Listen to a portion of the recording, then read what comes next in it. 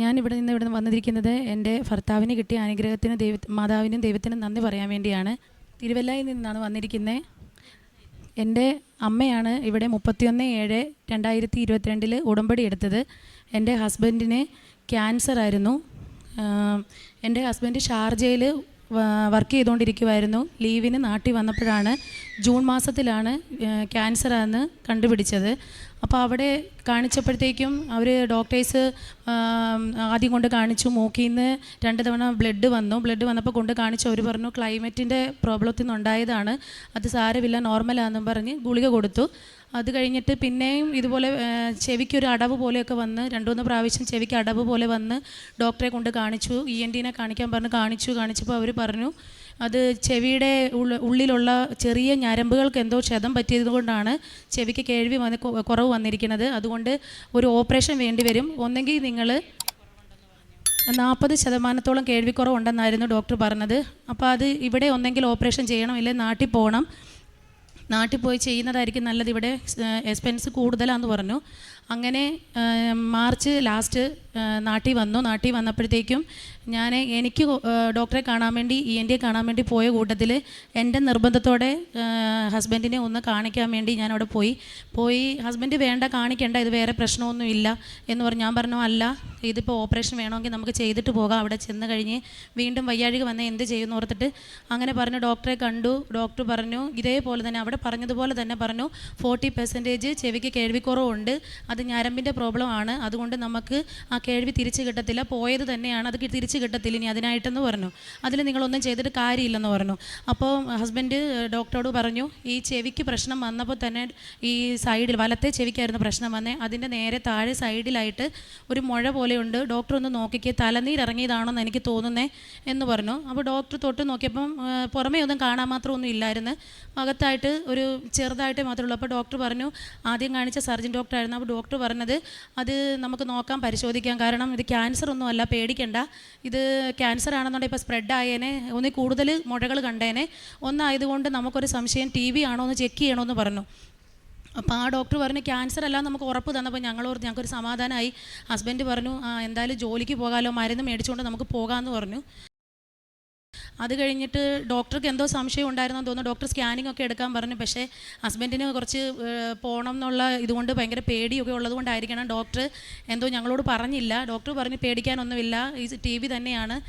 എന്നിട്ട് ഡോക്ടർ പറഞ്ഞു ഓപ്പറേഷൻ എന്തായാലും വേണ്ടി വരും, മുഴ എടുത്തിട്ട് നമുക്ക് പരിശോധനയ്ക്ക് വിടേണ്ടി വരും. അതുകൊണ്ട് ഇവിടെ ഗവൺമെൻറ് ഹോസ്പിറ്റലിലെ ഒരു സർജൻ്റെ വീട്ടിലായിരുന്നു ഞങ്ങൾ പോയി കാണിച്ചത്.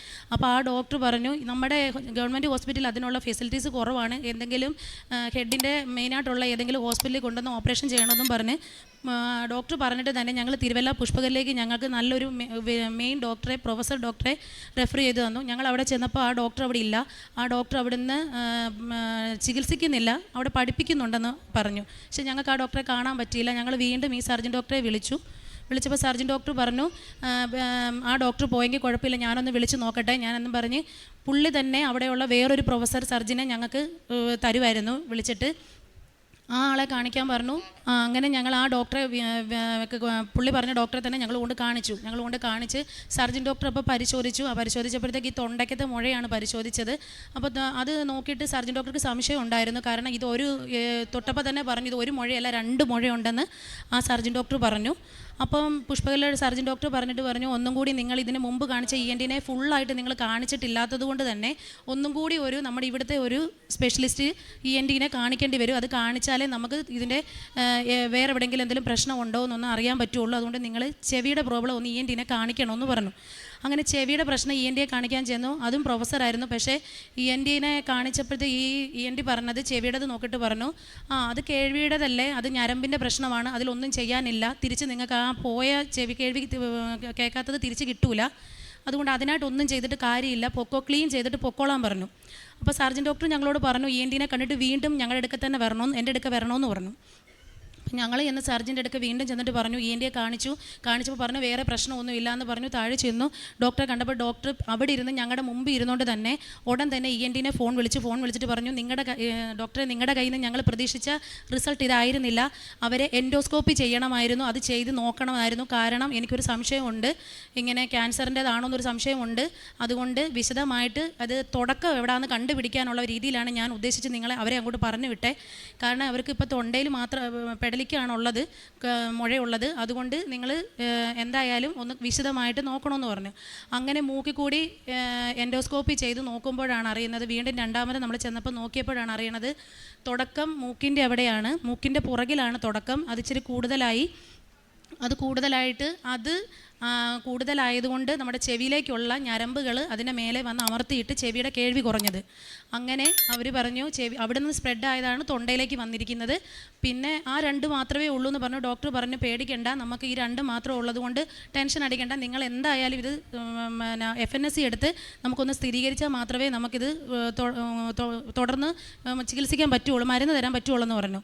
അങ്ങനെ ഞങ്ങളോട് FNSC ഒരു 2-3 തവണ എടുത്തിട്ടും കുത്തിയെടുത്ത് പരിശോധിച്ചിട്ടും അതിനകത്തൊന്നും റിസൾട്ട് ക്ലിയർ ആവുന്നില്ല, ഇവർക്ക് സംശയമുണ്ട് ഇത്ര % എങ്കിലും എന്ന് പറഞ്ഞാലും ഇതിൽ കാണിക്കുന്നില്ല.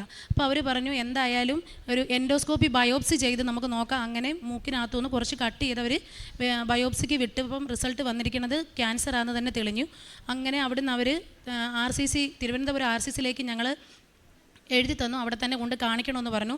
അവിടെ കൊണ്ടുവന്ന് കാണിച്ചപ്പോഴും അവർ ഈ തൊണ്ടയിലെയും മൂക്കിൻ്റെതും കണ്ടു, പക്ഷെ അവർക്ക് അതുകൊണ്ടും തൃപ്തിയായില്ല. അവർ പറയണത് ഇതിലും കൂടുതൽ വേറെ ഉണ്ടോ എന്ന് നോക്കണം, അതുകൊണ്ട് ഒരു പെറ്റ് സ്കാൻ എടുക്കണമെന്ന് പറഞ്ഞു. അങ്ങനെ ഞങ്ങൾ പെറ്റ് സ്കാൻ എടുത്തപ്പോൾ അറിയുന്നത് ലെങ്സിലും ഉണ്ട്, ലെങ്സിൽ ചെറുതായിട്ട് സ്റ്റാർട്ട് ചെയ്തിട്ടുണ്ട്, ചെറിയൊരു ഇത് കാണുന്നുണ്ടെന്ന് പറഞ്ഞു. അങ്ങനെ ഞങ്ങൾ അവിടെ പോയി ഇത് കാണിക്കാൻ ട്രീറ്റ്മെൻറ്റ് ഇത് മൂന്നിടത്തുണ്ട്, അതുകൊണ്ട് സെക്കൻഡ് സ്റ്റേജ് ആയിരുന്നു ആദ്യം പറഞ്ഞേ. മൂക്കിൻ്റെതും തൊണ്ടയുടെയും മാത്രം ഉള്ളെങ്കിൽ ഞങ്ങളെക്കൊണ്ട് ഇത് ഉറപ്പ് പറയാം, അത് ഞങ്ങൾക്ക് റെഡിയാക്കി തരാൻ പറ്റും. പക്ഷേ ലെങ്സിൻ്റെതും കൂടി തുടങ്ങിയിരിക്കുന്നത് കൊണ്ട് ഞങ്ങൾക്ക് ഒരിക്കലും ഒരു ഉറപ്പ് പറയാൻ പറ്റത്തില്ല, അത് ദൈവത്തിൻ്റെ ഇത് ഉണ്ടെങ്കിൽ മാത്രമേ നിങ്ങൾക്ക് എന്തെങ്കിലും ഇത് പറയാൻ പറ്റുള്ളൂ, ഇത് ഇപ്പം ഞങ്ങൾക്ക് തീർത്തൊന്നും പറയാൻ പറ്റത്തില്ല ലെങ്സിൻ്റെ പ്രശ്നം എന്ന് പറഞ്ഞു, ലെങ്സിലുള്ളത് കൊണ്ട്.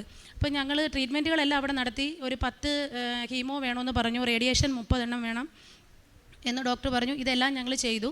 പക്ഷേ അപ്പോൾ എൻ്റെ അമ്മ ഞങ്ങളുടെ അടുത്ത്, ഞങ്ങൾ തിരുവല്ലയിലുള്ള അടുത്തു നിന്നുള്ള കുറച്ച് ചേച്ചിമാർ ഇവിടെ വരുന്നുണ്ടായിരുന്നു. അങ്ങനെ ഞങ്ങളുടെ അമ്മയോട് ഇങ്ങനെ പറഞ്ഞു, ഞങ്ങളുടെ അമ്മ ഇവിടെ വരുന്നുണ്ടായിരുന്നു. അപ്പം ഇതിനിടയ്ക്കാണ് ഹസ്ബൻഡിന് ഈ പ്രശ്നം അറിഞ്ഞത്. അപ്പോൾ അമ്മ ഇവിടെ വന്നു, എൻ്റെ അമ്മയുടെ പേര് ലില്ലിക്കുട്ടി എന്നാണ്.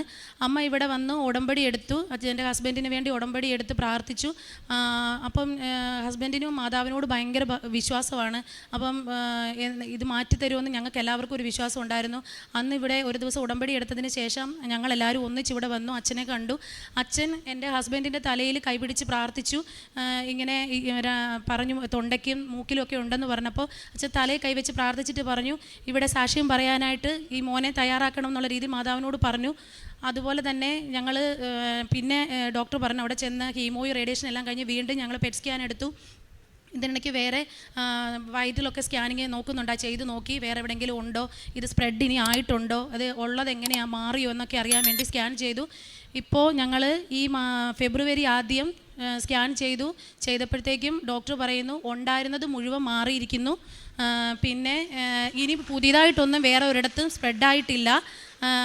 അവർ പറഞ്ഞു അവർ ഒരുപാട് കഷ്ടപ്പെട്ടു, പക്ഷെ അവർ കഷ്ടപ്പെട്ടതിലും കൂടുതൽ എനിക്കും എൻ്റെ ഹസ്ബൻഡിനും എൻ്റെ അമ്മയ്ക്കും നല്ല വിശ്വാസമുണ്ട്. ഞങ്ങളിവിടെ വന്ന് നമ്മുടെ മാതാവിനോട് പ്രാർത്ഥിച്ചതിൻ്റെ അനുഗ്രഹഫലമായിട്ടാണ് ഈ സൗഖ്യം കിട്ടിയിരിക്കുന്നത്. കാരണം ഡോക്ടർ പറഞ്ഞിരുന്നു ഈ ലെങ്സിലായതുകൊണ്ട് ഒരു കാരണവശാലും ഞങ്ങൾക്ക് ഉറപ്പ് പറയാൻ പറ്റത്തില്ല, കാരണം ഹീമോയും റേഡിയേഷനും ലെങ്സിലായതുകൊണ്ട് നമുക്കൊന്നും ആ ഭാഗത്തേക്ക് കൊടുക്കാൻ പറ്റത്തില്ല. പിന്നെ ഈ കൊടുക്കുന്ന മരുന്നിൽ കുറച്ച് മാത്രമൊക്കെ അവിടേക്ക് കിട്ടത്തുള്ളൂ, ബാക്കി 2 നമുക്ക് ഉറപ്പ് പറയാൻ പറ്റും. പക്ഷേ ഇവിടെ വന്ന് മാതാവിൻ്റെ അനുഗ്രഹം കൊണ്ട് തന്നെയാണ് അത് ഞങ്ങൾക്ക് സൗഖ്യമായി കിട്ടിയിരിക്കുന്നത്. ഇപ്പം ഈ സൗഖ്യം കിട്ടിയപ്പം അമ്മ വീണ്ടും ഇവിടെ വന്ന് ഇപ്പോൾ 3 പ്രാവശ്യം അമ്മ പുതുക്കാൻ വന്നു. അപ്പോഴും മാതാവിനോട് പ്രാർത്ഥിച്ചു. അപ്പം ഹസ്ബൻഡ് പറഞ്ഞിരുന്നു എനിക്ക് ഈ അസുഖം ആണെങ്കിലും ഞാൻ വീട്ടിലിരിക്കത്തില്ല, എനിക്കിത് കുറഞ്ഞാലും കുറഞ്ഞില്ലെങ്കിലും എനിക്ക് തിരിച്ചു പോകണം, ഷാർജയിൽ ജോലിക്ക് എനിക്ക് പോകണം, ഞാൻ അസുഖക്കാരനാണെന്നും പറഞ്ഞ് എനിക്ക് വീട്ടിലിരിക്കാൻ എന്നെക്കൊണ്ട് പറ്റത്തില്ല, എനിക്കങ്ങനെ രോഗിയാണെന്നും പറഞ്ഞ് എന്നെ ആരും കാണുന്നത് ഇഷ്ടമല്ല, എനിക്ക് ജോലിക്ക് പോകണം. അപ്പോൾ എൻ്റെ ഹസ്ബൻഡിന് 35 വയസ്സേ ഉള്ളൂ. അപ്പോൾ എൻ്റെ ഹസ്ബൻഡ് പറഞ്ഞു ഇത് അസുഖം മാറിയില്ലെങ്കിലും ഞാൻ പോകുമെന്ന് മുന്നേ പറഞ്ഞു, അതല്ലെങ്കിൽ ഞാൻ എന്നെ ആത്മഹത്യ ചെയ്യും അസുഖം മാറിയില്ലെങ്കിലെന്ന് പറഞ്ഞു. അപ്പോൾ ഞങ്ങൾക്ക് ഭയങ്കര പേടിയായിരുന്നു. അപ്പം ഞാൻ എൻ്റെ മാതാവിനോട് പറഞ്ഞു, മാതാവ് ഇത് നല്ലതിനാണെങ്കിൽ നീ തന്നെ എൻ്റെ ഹസ്ബൻഡിൻ്റെ ഇഷ്ടം അനുസരിച്ച് ജോലിക്ക് അവിടെ വിടണമെന്ന് പ്രാർത്ഥിച്ചു. അപ്പോൾ ഈ ഡിസംബർ കൊണ്ട് നേരത്തെ വിസ, ജോബ് വിസ തീർന്നിരുന്നു. എൻ്റെ അമ്മ കൂടുതലായി ഇവിടെ വന്ന് പ്രാർത്ഥിക്കുകയും ഉടമ്പടി എടുക്കുകയും ചെയ്തതിൻ്റെ ഫലമായിട്ട് വിസ പുതിയത് അയച്ചു കൊടുത്തു. വിസിറ്റിംഗ് വിസ വന്നു. മാർച്ച് 10-ാം തീയതി എൻ്റെ ഹസ്ബൻഡ് തിരിച്ചു പോവുകയാണ് ജോലിക്ക്. എല്ലാ അസുഖങ്ങളും ഇപ്പോൾ ഒന്നുമില്ല, അസുഖങ്ങളെല്ലാം മാറി. പിന്നെ ഇച്ചിരി ഈ ട്രീറ്റ്മെൻറ്റ് ചെയ്തതിൻ്റെ എല്ലാം കുറച്ച് ക്ഷീണമുണ്ട്. അത് മൊത്തം എൻ്റെ മാതാവ് തീർത്തും മാറ്റി തരുമെന്നുണ്ട്, എനിക്ക് ഉറപ്പുണ്ട്, വിശ്വാസമുണ്ട്. പിന്നെ എൻ്റെ മൂന്നാമത് എനിക്ക് കിട്ടിയ അനുഗ്രഹം, എൻ്റെ അമ്മ ഇവിടെ വന്ന് എൻ്റെ അനിയത്തിയുടെ വീട് പണി, അവരുടെ വീട് മൊത്തം പൊട്ടിപ്പൊളിഞ്ഞാണ് അവർ താമസിച്ചുകൊണ്ടിരുന്ന വീട്. അത് എപ്പോൾ വേണേലും താഴെ വീഴാവുന്ന രീതിയിൽ അടർന്നിരിക്കുവാണ്. അപ്പോൾ ഞങ്ങൾക്ക് ഓരോ ദിവസവും പേടിയായിരുന്നു. ഈ മഴയും ഈ കാറ്റും ഒക്കെ വരുമ്പോൾ ഇത് മൊത്തം ഇടിഞ്ഞ് താഴെ വീണാലേ അച്ഛനും, അതായത് അവളുടെ അമ്മായിച്ചനും അമ്മായിയമ്മയും എല്ലാവരും താമസിക്കുന്നുണ്ട്. ഇവൾക്ക് 3 കുഞ്ഞുങ്ങളുണ്ട്, ചെറുത്. ഇവളും താമസിക്കുന്നു. ഇത് എപ്പോഴെങ്കിലും ഇടിഞ്ഞ് വീഴുമോ, ഇവർ ഉറങ്ങുമ്പോഴോ വീണ് കഴിഞ്ഞാൽ ഇവർക്ക് അപകടം പറ്റുമല്ലോ. അപ്പോൾ എന്നും ഞങ്ങൾക്കൊരു പേടി സ്വപ്നമായിരുന്നു. അപ്പോൾ എത്രയും അവൾക്ക് വേറൊരു സ്ഥലം വാങ്ങിച്ചിട്ടുണ്ടായിരുന്നു. ആ സ്ഥലത്ത് കുറേ പ്രശ്നങ്ങളുണ്ടായിരുന്നു. അതെല്ലാം മാതാവിനോട് പ്രാർത്ഥിച്ചതിൻ്റെ ഫലമായിട്ട് കുറേ ബുദ്ധിമുട്ടി നടന്നെങ്കിലും എല്ലാം റെഡിയാക്കി കൊടുത്ത് അവിടെ സ്ഥലം മേടിച്ചതെടുത്ത് ഇവർ പെര വെച്ച് ഇപ്പോൾ വാർക്ക വരെ കഴിഞ്ഞിട്ടുണ്ട്. ഇത് ഞങ്ങളുടെ ഫസ്റ്റ് കാണിച്ച ഡോക്ടർ പറഞ്ഞിരുന്നത് എൻ്റെ ഹസ്ബൻഡിന് ഈ മൂക്കിനും തൊണ്ടയ്ക്കും ഓൾറെഡി ഇത് 1 വർഷമായി തുടങ്ങിയിട്ട്. പക്ഷെ അറിഞ്ഞത് നമ്മൾ ജൂണിലായതുകൊണ്ട് തന്നെ ഈ 1 വർഷം കഴിഞ്ഞറിഞ്ഞതുകൊണ്ട് ഒരു സെക്കൻഡ് സ്റ്റേജിൽ ഞാൻ ആദ്യം പറഞ്ഞത്. അപ്പം ലെങ്സിൻ്റെ ഭാഗമായപ്പോഴത്തേക്ക് അവർ പറഞ്ഞത് 4th സ്റ്റേജാണ്. അതുകൊണ്ട് നമുക്കിപ്പോൾ ഒന്നും ഇതിന് പറയാൻ പറ്റത്തില്ല ലെങ്സിലായതുകൊണ്ട്. അപ്പോൾ 4th സ്റ്റേജ് ആയിരുന്നിടത്തു നിന്നാണ് മാതാവ് നമുക്ക്, എനിക്കും എൻ്റെ കുടുംബത്തിനും എൻ്റെ ഹസ്ബൻഡിൻ്റെ ഈ അസുഖം മാറ്റി ഇത്രയും വലിയൊരു അനുഗ്രഹം തന്ന മാതാവിന് 1000 നന്ദികൾ അർപ്പിക്കുന്നു ഞങ്ങൾ. നിന്റെ ദൈവവും കർത്താവുമായ ഞാൻ നിന്റെ വലതുകരം പിടിച്ചിരിക്കുന്നു. ഞാനാണ് പറയുന്നത്, ഭയപ്പെടേണ്ട. വിശുദ്ധ ഗ്രന്ഥത്തിൽ യെശയ്യാ പ്രവാചകൻ്റെ പുസ്തകം 41-ാം അധ്യായം 13-ാം തിരുവചനം. ഇവിടെ ലില്ലിക്കുട്ടി സണ്ണി എന്ന മകളാണ് ഉടമ്പടി എടുത്തത്. ആ മകളുടെ ഭർത്താവിൻ്റെ രോഗസൗഖ്യത്തെക്കുറിച്ചാണ്. ക്യാൻസർ വന്ന് 4th സ്റ്റേജായി. അപ്പോൾ 1 വർഷമായിട്ടും പലയിടത്തും ഹോസ്പിറ്റലുകളിൽ ട്രീറ്റ്മെൻറ്റൊക്കെ ചെയ്തു, ഷാർജയിൽ ജോലി ചെയ്യുന്ന മകൻ. എന്നാൽ എന്താണെന്ന് യഥാർത്ഥത്തിൽ കണ്ടുപിടിക്കാൻ സാധിച്ചില്ല. പിന്നീട് ഓരോന്നോരോന്നായി, അതായത് ചെവിയുടെ കേൾവിശക്തി തന്നെ 40% നഷ്ടപ്പെട്ടു. അങ്ങനെയാണ് പിന്നീട് ഈ മകൻ ഇവിടെ വരുന്നത്. അതായത് മാർച്ച് 2022 ലീവിന് വരുമ്പോഴാണ് ഇവിടെ ചെക്കപ്പൊക്കെ നടത്തുകയും അങ്ങനെ ഇത് ക്യാൻസറാണ്, അത് വീണ്ടും സ്പ്രെഡ് ചെയ്തിട്ടുണ്ട് എന്നൊക്കെ അറിയുകയും ചെയ്യുക. അങ്ങനെ അത് ലങ്സിലേക്കും വ്യാപിച്ചു എന്നുള്ളതാണ് പിന്നീട് ഇവിടുത്തെ ലാസ്റ്റ് ടെസ്റ്റിൽ, സ്കാനിങ്ങിൽ ഇവർക്ക് മനസ്സിലാവുക. അങ്ങനെയാണ് ട്രീറ്റ്മെൻറ്റ് സ്റ്റാർട്ട് ചെയ്യുന്നു. കീമോയും റേഡിയേഷനും അങ്ങനെ പല ട്രീറ്റ്മെൻറ്റിലൂടെ അത് കണ്ടുപിടിച്ച് പൂർണ്ണമായും അത് സൗഖ്യപ്പെടുത്തുവാൻ പിന്നീട് ലങ്സിലേക്ക് വന്നതുകൊണ്ട് അത് ഇനി ഒരു ട്രീറ്റ്മെൻറ്റിൻ്റെ ഭാഗത്തിലൂടെ, അതായത് ട്രീറ്റ്മെൻറ്റിലൂടെ നമുക്ക് ക്യൂർ ചെയ്യാൻ പറ്റില്ല. അത് നിങ്ങൾ വിശ്വസിക്കുന്ന ദൈവത്തിൻ്റെ ശക്തി കൊണ്ട് മാത്രമേ അതിന് സാധിക്കൂ എന്നാണ് ഡോക്ടേഴ്സ് പറഞ്ഞത്. അതാണ് സാക്ഷ്യത്തിലൂടെയും നാം കേട്ടത്. അങ്ങനെ ഇപ്പോൾ വീണ്ടും ലാസ്റ്റ് സ്കാൻ ചെയ്തപ്പോൾ ഉണ്ടായിരുന്ന അസുഖം പൂർണ്ണമായും ഭേദപ്പെട്ടു എന്നും വേറെ എവിടെയും ഒരു രോഗാവസ്ഥ കാണിക്കുന്നില്ല, സ്പ്രെഡായിട്ടില്ല എന്നുള്ള ഒരു നിഗമനത്തിലേക്കാണ് ഡോക്ടേഴ്സ് എത്തിയിരിക്കുക.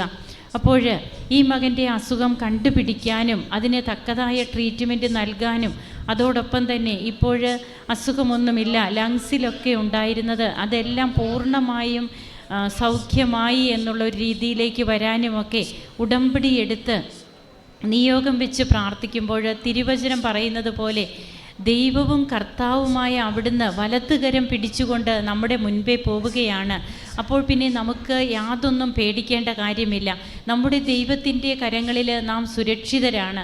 അപ്പോൾ ഉടമ്പടി എടുത്ത് പ്രാർത്ഥിക്കുമ്പോൾ പരിശുദ്ധ അമ്മയിലൂടെ ഈശോ നൽകുന്ന കൃപകളുടെ സാക്ഷ്യങ്ങളാണ് നാം കേട്ടുകൊണ്ടിരിക്കുക.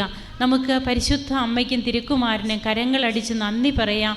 ദൈവത്തെ നമുക്ക് മഹത്വപ്പെടുത്താം. യേശുവേ നന്ദി, യേശുവേ സ്തുതി, യേശുവേ ആരാധന.